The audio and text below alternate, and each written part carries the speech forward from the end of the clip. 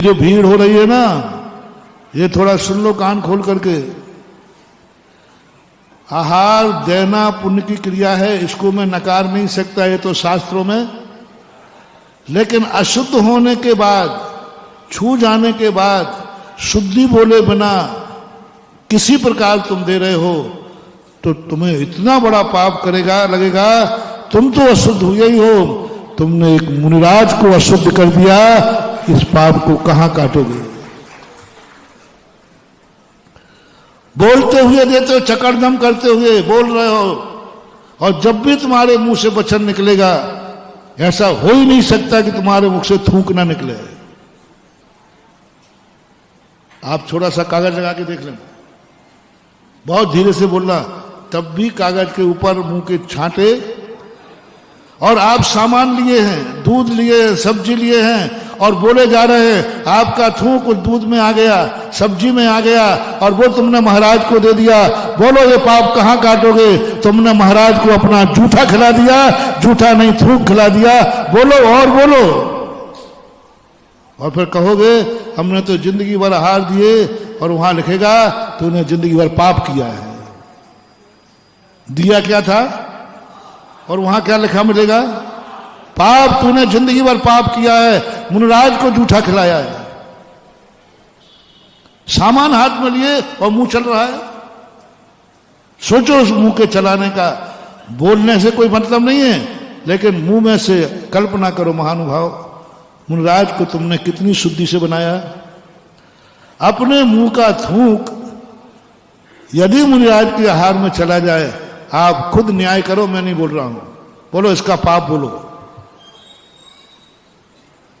बोलो पाप। स्वयं का थूक निकलने के बाद स्वयं नहीं खाते हो। स्वयं का थूक बाहर निकलने के बाद कौन थूक कर चाट सकता है? बोलो। स्वयं का, दूसरे का नहीं कह रहा हूं। स्वयं का थूक बाहर आ जाए तो क्या तुम पुनः खा सकते हो? तुम्हारे मुंह से निकला हुआ थूक किसके आहार में चला गया? वह थूक जो स्वयं नहीं खा सकते, स्वयं का थूक, और वह थूक तुमने जाके महाराज के आहार में भेज दिया और महाराज को दे दिया। कौन सी गति होगी मुझे समझ में नहीं आ रहा। कौन सी गति होगी? मेरा बहुत अच्छी तरह से निवेदन है, करुणा करके निवेदन है, मेरा दुश्मन भी है तो निवेदन है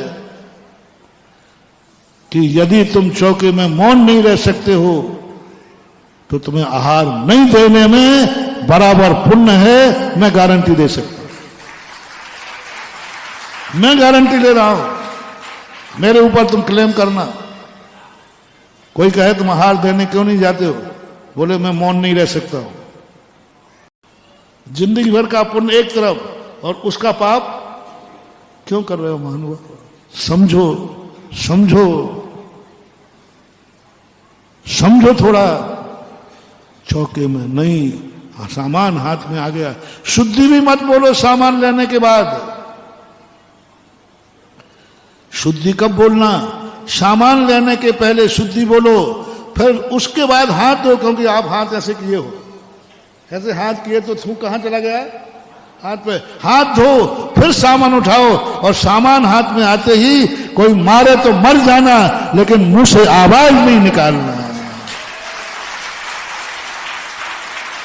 मरना पड़े तो मर जाना, प्राण निकले तो निकल जाना, मैं मुंह से बोलूंगा नहीं, क्योंकि मुनिराज को देने वाला आहार मेरे, और इसमें यदि थूक चला गया तो क्या होगा? कल्पना करो रे, कल्पना करो। थोड़ा सा आज का होमवर्क यही लगना, मुनिराज के आहार में तुम्हारा थूक चला गया और ये निर्णय हो चुका है, बोलते समय थूक के कण बाहर आते ही आते हैं। लाख उपाय करना, रोक ही नहीं सकते, क्योंकि उसी से तो अपन बोलते।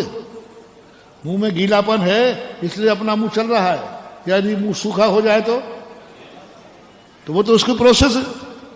नहीं बोलना महानुभाव, नहीं बोलना। दूसरी बात आज प्रसंग आया है, तो यदि आप अशुद्ध हो गए हैं तो मत जाओ चौके में। तुम्हें पुण्य कमाना है ना। आप बस इतना सा कह दिए, आहार देने क्यों नहीं गए? क्योंकि मैं छू गया था। मैं गारंटी ले रहा हूं तुम्हें देने से कई गुना पुण्य लगेगा, और देने चले गए तो हार भी दिया और मुनिराज को भ्रष्ट करने का एक पाप भी लगा।